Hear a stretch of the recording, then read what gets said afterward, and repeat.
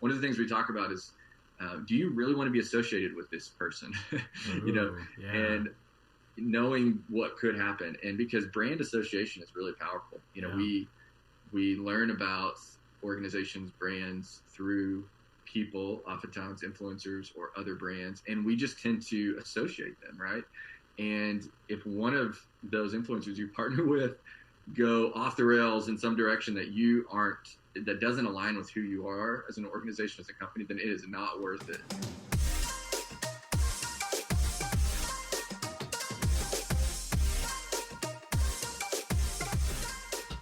Hey, what's up, everybody? Welcome back to Rogue Creators. My name is Brian Fitton, and this is the podcast dedicated to highlighting those people who are doing amazing things in either the content world or digital space or marketing or just doing good out in the community and the world. And I'm with my awesome co-host, Loren Lewis. Hey. Hey, how's it going? It's going good. Good.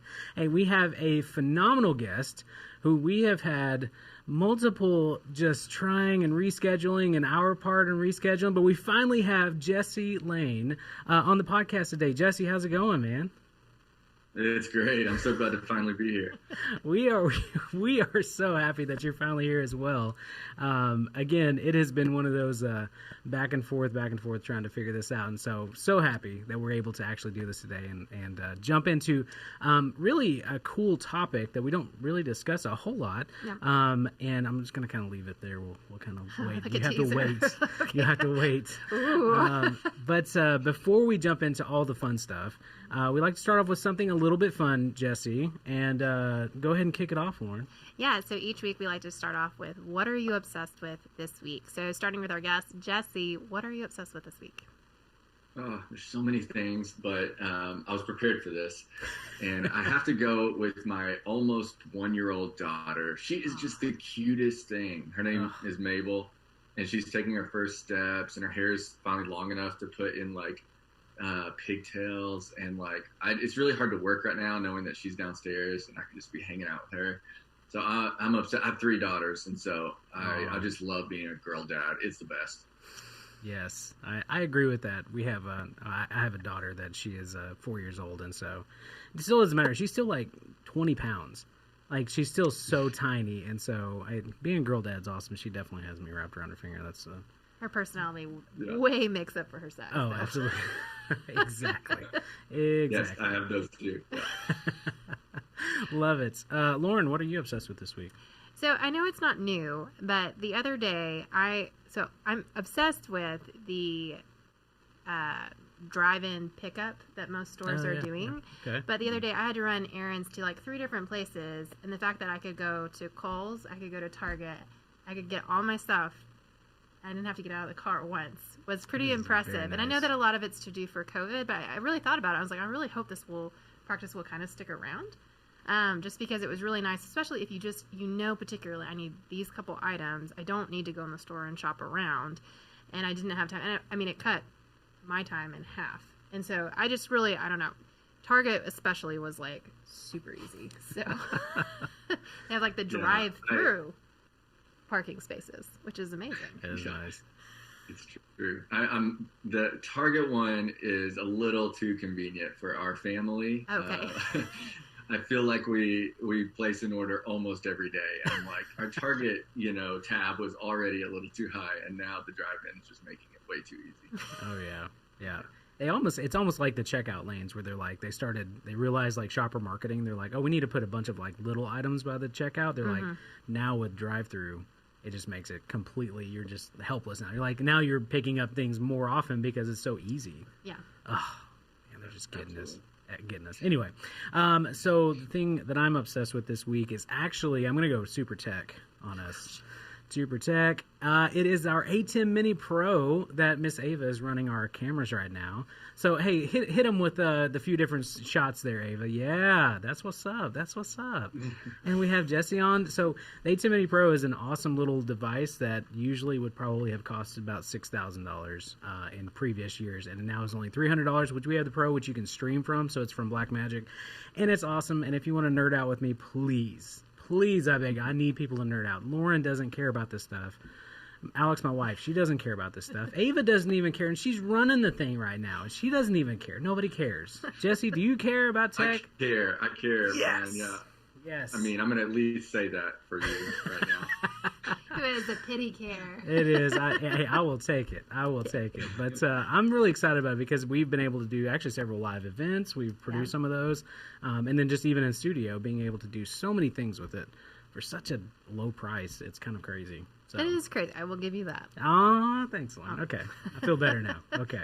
All right, Lauren, kick us off here. Why do we have Jesse on the show today? Well, I think it's twofold. I mean, one, we want to talk about Branch Mission Labs. And so give a chance for him to talk to us about that, which is really awesome.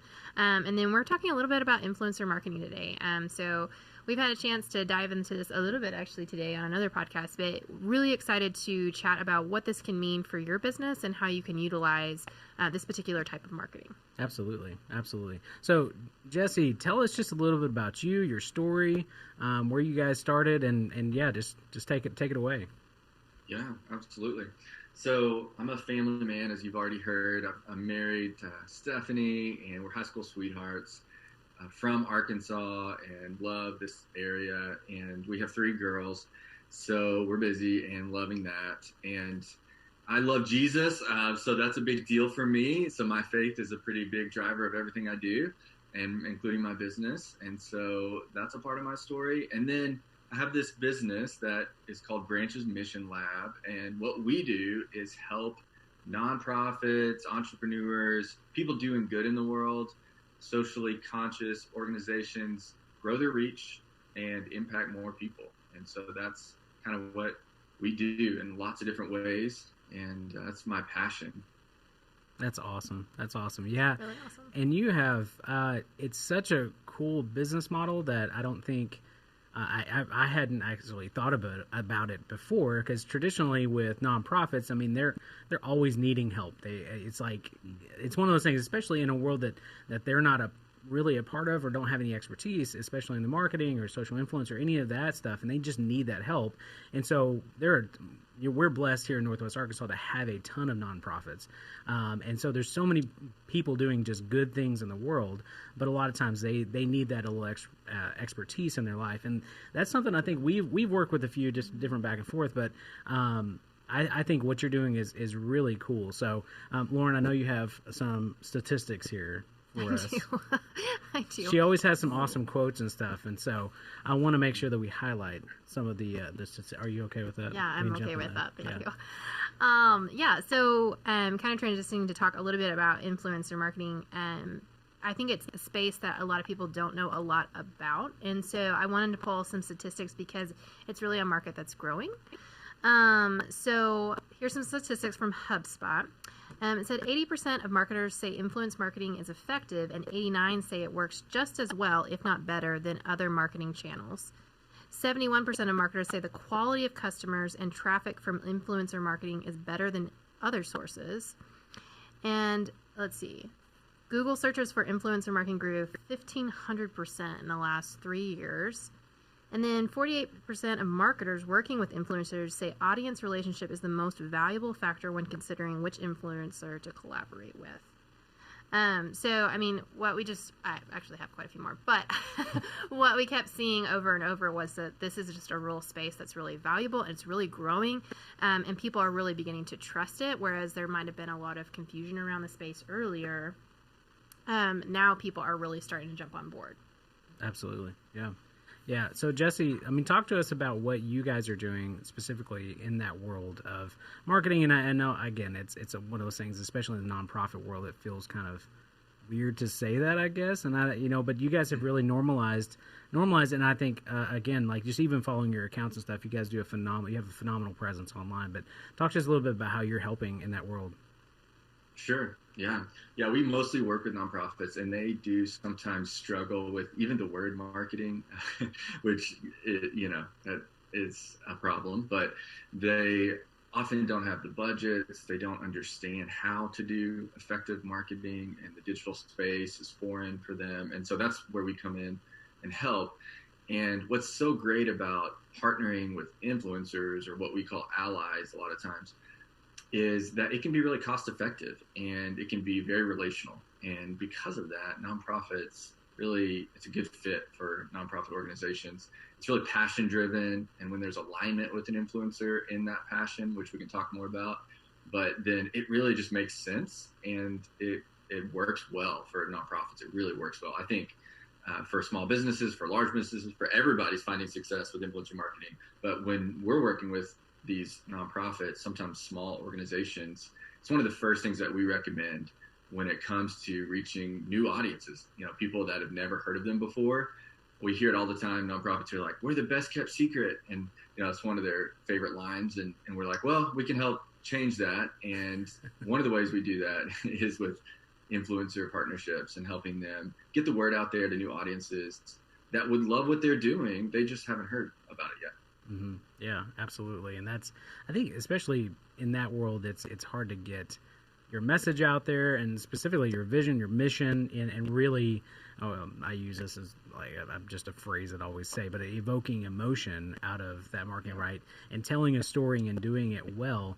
Again, I think what you guys are doing is pretty cool because it is very niche. It's not just like, hey, we're helping a bunch of small businesses. No, it's like specifically designed for nonprofits. And so, again, I think that that's awesome. So, when it comes to that, I mean, how can, and you call them allies, and I actually really like that, but how can somebody kind of get started in that space, and working with you guys and Branch?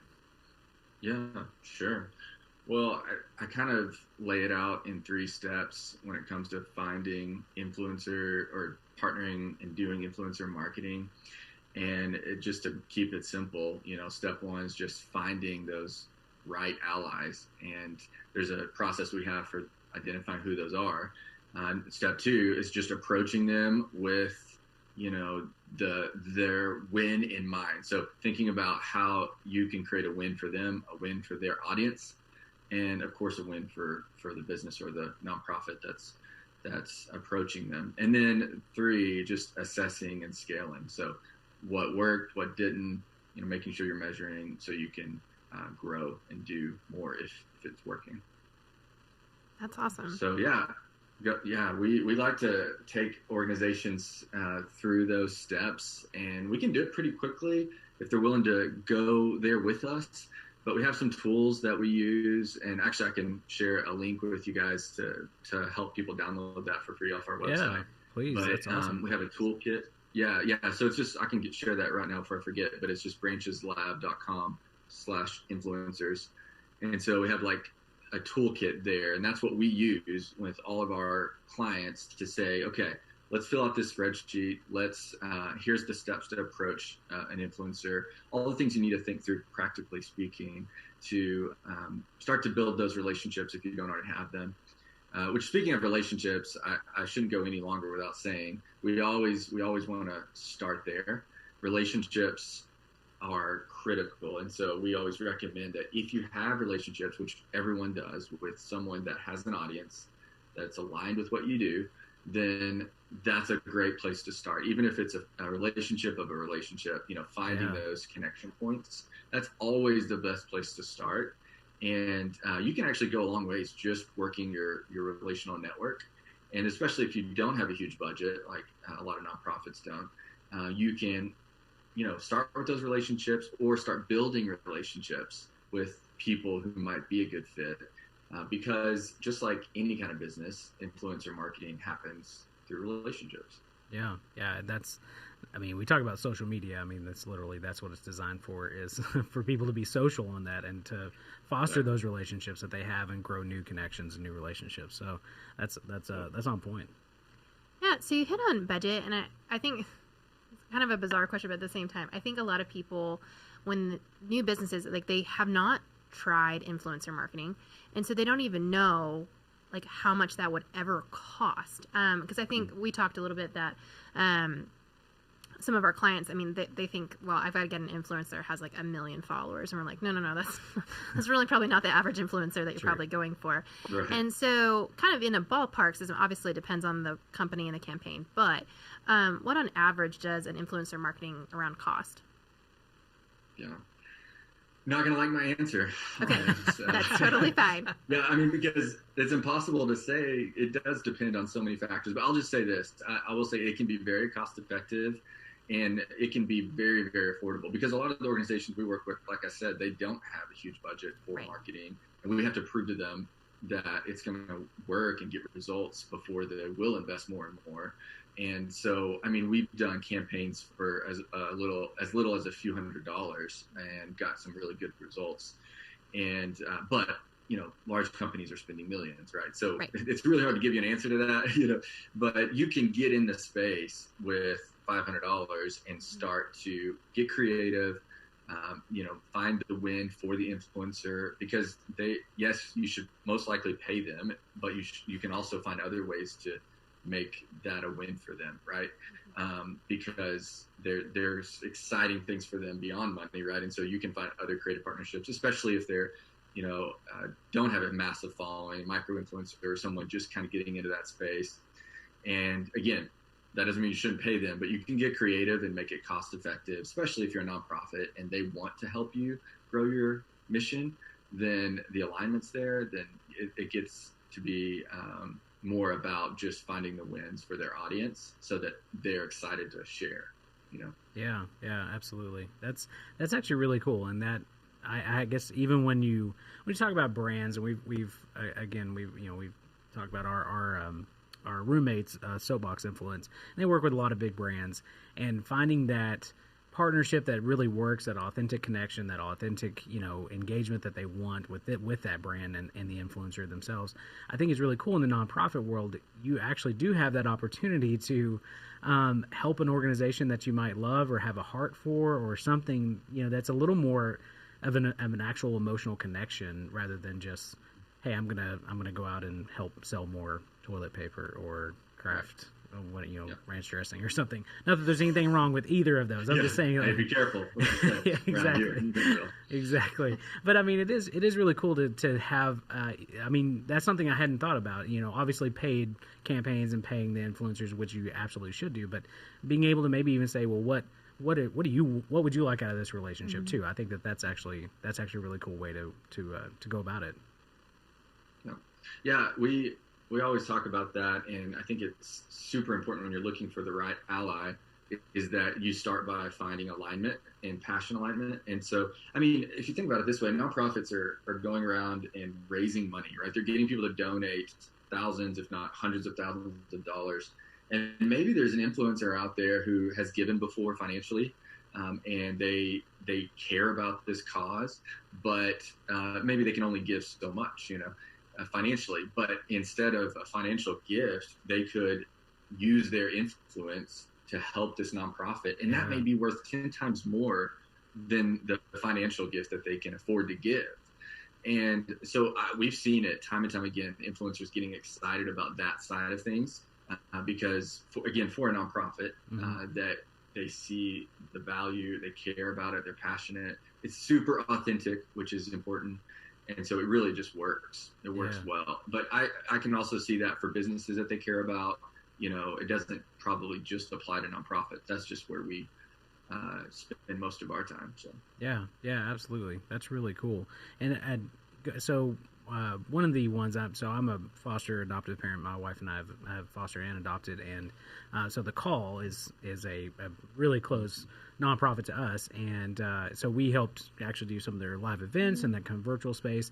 How has it changed working, since COVID kind of hit? How has that really changed your business? How have you guys adapted to really still kind of help boost nonprofits during this time? I'm sure it's extremely difficult during this time, especially with not a lot of in-person events and a lot of fundraising that they're doing in person. What have you guys really done to kind of adapt to the changing normal, I guess? Yeah, sure. Well, it's actually, I mean, for our business, if anything, it's been beneficial because so many nonprofits need what we do, which is, I mean, we've been in the digital virtual space all along, right? So that's our expertise. And so that whole dependency on in-person events that so many nonprofits have, we're over here saying there's another way. You can raise money without an in-person event. In fact, you can do it with a lot less overhead and actually reach more people and tell your story. And yes, the technology might scare you, but you can get past that. And yes, it's different, but it's still people and it's still your story, and you can raise those funds you need virtually using a giving day, using email marketing, influencer partnerships, using these online strategies that we teach. And so, in fact, some nonprofits are trying those things for the first time and raising more money than they ever have. And it's exciting to see that. Now, that's not always the case, but it's definitely happening. And then also, I've talked to a couple organizations, and they've said, "You're telling me we don't have to plan, we don't have to do this event every year? Like, if this works, we're never doing it again. We hate our in-person events. They are so much work and stress and, pressure." And, I'm saying, well, I'm not saying they're all bad. There's a lot of value that happens in those in-person events. But yes, there is some alternative options, and people are being forced to figure that out right now. Yeah. That's actually incredible. And that's really good to hear too, that, being able to not take advantage of the situation, but being able to adapt to the situation that has actually been beneficial, for other nonprofits too. And that's really cool. I agree. Getting dressed up a lot of times and kind of going to do the silent auction, I think you get probably the corporate sponsorship in that sense, but not a lot of like individual. So being able to oh, hey, cool, they're doing an event, I can just donate online. That's super easy. That's pretty awesome. Yeah. So something we were talking about earlier is with social media and then with influencer campaigns is tracking the success. That it's a little bit harder to do than what used to be the traditional marketing. And so how do you track your guys' success with these particular marketing campaigns? Sure. I don't want to get too techie here, but so I'll start with high level. I think it starts by just understanding what your goal is, right? Mm-hmm. And so if you don't have your audience journey mapped out, if you don't know the funnel that you're trying to work, then you've got bigger issues, right? Like you probably aren't ready for influencer marketing. And so we always like to start by saying, where does that play in your funnel? And influencer marketing typically is one of the best ways to reach new audiences. So it's top of the funnel, and it isn't always, but typically. And so because of that, it isn't always the best place to drive people to a purchase or a donation if you're a nonprofit, because these are new audiences, right? They're cold in a sense. They don't necessarily haven't gone through the journey of building trust with you. And so we are often asking people and challenging our clients to set a goal that is realistic for this setting and for these new people that are finding out about you for the first time, and just make sure you can measure that priority goal. So whether that's just one thing or two or three, metrics. And so if that's, getting new followers on our social media, because that's a real natural thing to happen, then that's pretty easy to track, right? And you can do that. If it's growing your email list, which is a highly valuable asset for organizations, we're always pushing them toward that. How are you driving people to join your email list through a download or a resource or whatever that may be? You can track that as well. You might need to use a track link to track your website traffic, and so make sure that your links are trackable and that your influencers using that if they can. But really, just knowing what your goal is a huge place to start, and then just making sure you have visibility to if you're actually hitting that goal or not. Yeah, no, it's funny because that's kind of in your traditional marketing, but so many people don't do that. They're not making it easy on themselves to actually collect that data. And that's kind of step one for any business, let alone a nonprofit too. But being able to track that, and not just, I think with us working in the social media space too, it's always well, how many likes did I get on that? Well, that's not necessarily, it's the end result is basically either the product, they purchased it, and or, they signed up as a new customer or a new client, or in your case, hey, they actually opened up their wallet and they donated to help you out, or they're volunteering or whatever that goal is. And that's awesome, because again, I said it before, we've worked with some nonprofits, and a lot of times they don't know what those goals are. They don't know where they're going with what they're doing in their marketing. And so it's cool that you kind of line that up. So being being in this space, Jesse, what are kind of your favorite platforms, and what have you seen platform-wise, like for your allies? What are their favorite, and what do you guys kind of lean towards? Yeah. Are you asking about social media platforms? I'm assuming like our favorite. I mean, typically we find ourselves pointing people toward Instagram because there's so much happening there. But we've worked on campaigns that are focused on bloggers and their websites. We've looked at YouTube influencers. There's a ton of YouTube influencers. Of course, these days, partnering with TikTok influencers. I was looking at an article that had the top grossing TikTok influencers. It was just wild to see all these really young people making millions of dollars on TikTok by just being an influencer, and dancing mostly. Most of them were just dancing on TikTok. So there you go. Well, that's what my TikTok channel is. It's just a lot of me just. I mean, that's all we want to see. Yeah, exactly. More dancing. And tech stuff. That's dancing and tech. Yeah. Sorry. Anyway, sorry, Jesse. Yeah. So honestly, I don't get too hung up on the channel. There's influencers on LinkedIn. There's influencers on Pinterest. I mean, it's really depends on your goals. I think it depends on the influencer, honestly. So we tell people to approach their campaign, typically listing out a lot of potential partners, allies, like this person, so they might list out 50 potential allies, and then narrowing in from there. And some of those may be on Instagram, but some of them their influences on Facebook or on their blog. And so really you need to follow their lead in that and not be too hung up on what platform they use. That's my perspective, at least. Yeah. So, I think you want to make it work for them and for what's going to be the most effective through their audience and where their platform is, right? Yeah. So do you guys have you guys done any podcasting influence absolutely. space? Yeah. Okay. Yeah, one of my favorite recommendations, I just made this recommendation to a client of mine who's an author, and I said, you need to go on a podcast tour.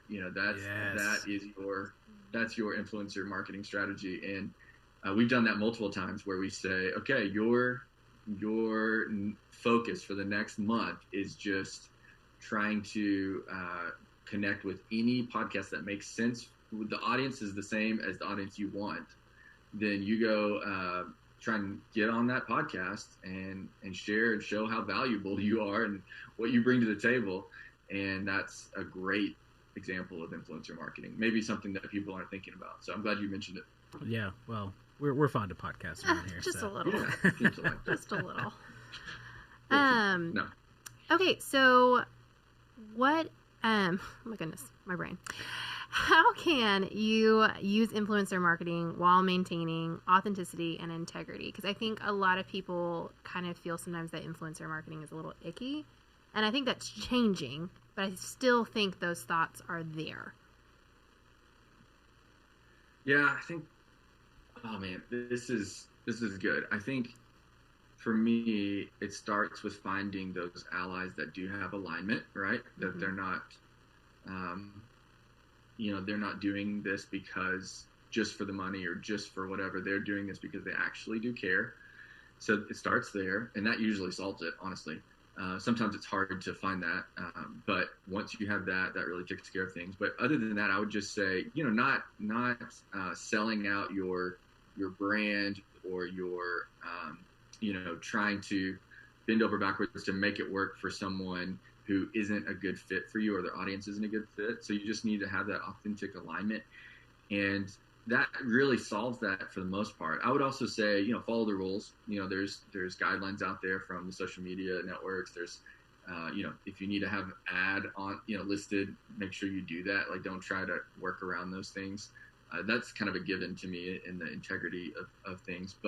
And then, pay people what they're worth. And, that's a huge deal. So make sure that you're giving influencers value as well, whether that be financially or, multiple ways. And I think the integrity thing really comes with, like, if you're second guessing something, wondering if this is a good idea or wondering if this is authentic, then just don't do it. Like, don't, don't play around in that gray area. Yeah. Like, if an influencer really, a few weeks ago was talking about something that doesn't align with your values or align with your message, just don't even go there. Even if they have millions of followers and want to talk about you, like, it's just, that doesn't make sense. One of the things we talk about is, do you really want to be associated with this person? And knowing what could happen. And because brand association is really powerful, we learn about organizations, brands through people, oftentimes influencers or other brands, and we just tend to associate them, right?